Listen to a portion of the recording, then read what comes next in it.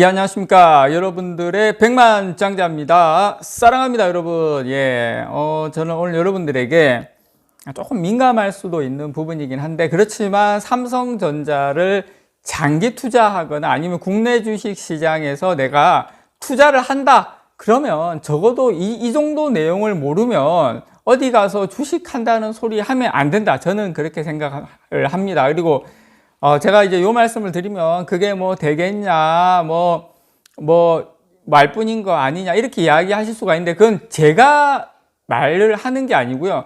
어쨌든 지금 국정과제로, 다음 정부에서 국정과제로 이거를 삼았고, 요 부분에 대해서 이제 시행하겠다라고, 노력하겠다라고 이야기를 발표를 한 거기 때문에 그 발표가 될지 안 될지는 저도 모르겠습니다. 그렇지만, 분명히 이렇게 우리 다음 정부에서는 하려고 한다, 이렇게 이야기를 하는 겁니다. 제가 뭐 다음 정부가 뭐 최고고 뭐 저번 정부가 뭐 그렇고 이 당이 좋고 저 당이 좋고 그런 개념의 내용이 아니라, 우리 삼성전자를 투자하시는 우리 삼성전자 투자자들이 이 정도 내용, 삼성전자와 관련된 내용이기 때문에, 예를 들어서 뭐 양도소득세라든지 물적 분할이라든지 이런 부분에 대해서는 우리가 무조건 알아야 되지 않겠습니까, 여러분? 예, 뭐 공매도 제도 개선이라든지 이런 부분에 대한 내용을 여러분들에게 좀 전달을 해 드리도록 하겠습니다. 자, 주식 양도세 폐지, 공매도 담배 비율, 담배 아닙니다. 담보 비율 인하, 요 내용인데, 어쨌든 지금 요런 내용이 들어갔어요. 물적 분할, 상패 요건, 요런 내용도 이제 설명을 드릴 건데 다 들어갔어요. 이번에 110대 국정과제 안에, 다음 정부 안에 다 들어갔는데, 근데 저는 여러분께 요 말씀 좀 드리고 싶어요. 그러면 이게 다 되냐, 다 될지 안 될지는 모르지만 적어도 그 전에 공약했던 내용들 중에 많이 후퇴한 것들도 많아요. 폐기한 것도 있고, 뭐 그런 상황에서 요거는 좀 하겠다 하는 거를 제가 국정과제 안에 넣었다, 그 말씀을 좀 꼭 드리고 싶습니다. 그렇게 이해를 좀 하시면 돼요. 자, 일단 먼저 주식 양도소득세 폐지, 이게 뭐 과세 정의가 어떠냐, 과세 합리화 뭐 이렇게 이야기하시면 제가 할 말은 없습니다. 근데 어쨌든 국내에서 어떤 5천만 원 이상의 투자 수익을 거둘 경우 20%의 양도소득세를 내야 돼요.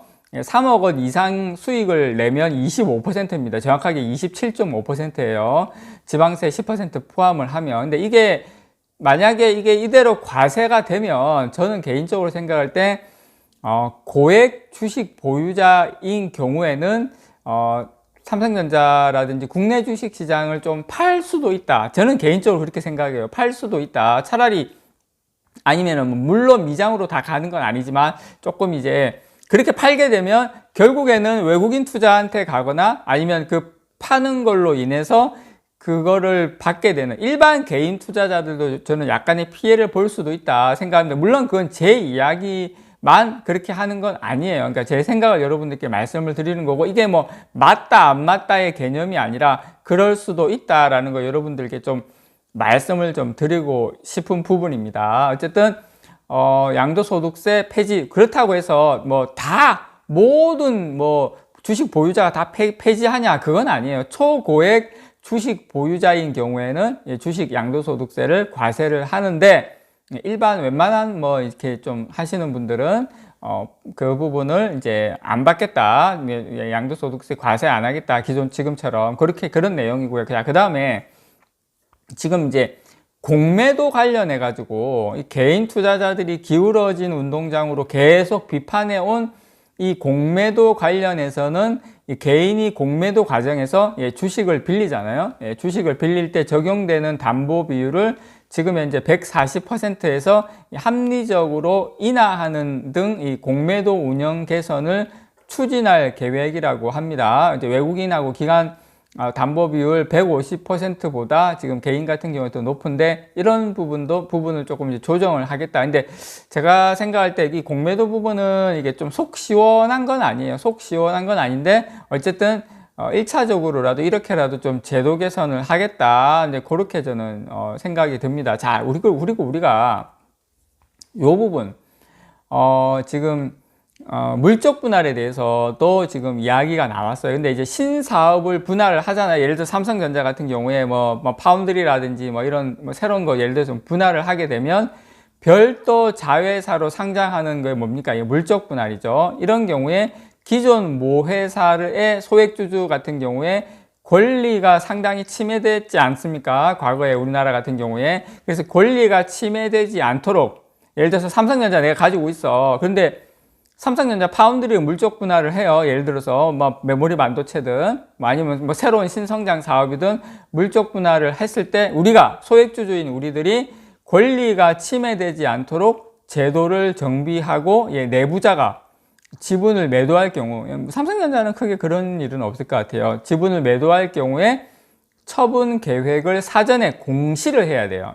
사전에 공시하지 않으면 안 된다. 그래서 경영진의 무분별한 스톡옵션, 주식 매수 청구권, 이런 행사에 대한 조치로 저는 해석이 됩니다. 그래서 주식 양수도로 경영권이 변경되는 과정에서 또한 소액주주를 보호하는 장치도 마련하겠다. 그리고 그 다음에 뭐 외부 감사, 뭐 역량 강화, 뭐 회계 투명성 제고, 뭐 불공정 거래 행위 관련 뭐 실효성, 뭐 이런 내용인데, 요거는 삼성전자하고는 제가 봤을 때 그렇게 큰 뭐 관련성은 없다. 그렇지만 우리 투자자들의 주목을 받는 이 물적 분할 관련해서는 주주 보호에 대한 장치를 확실하게 마련할 것으로 보입니다. 최근에 LG화학하고 LG에너지솔루션의 사례처럼 이 신사업을 분할해서 별도 자회사로 상장하는 경우에 모 회사의 소액주주의 권리가 침해되지 않도록 분명히 이 부분은 정비에 나선다. 이 부분은 제가 말씀을 좀 드리고 싶어요.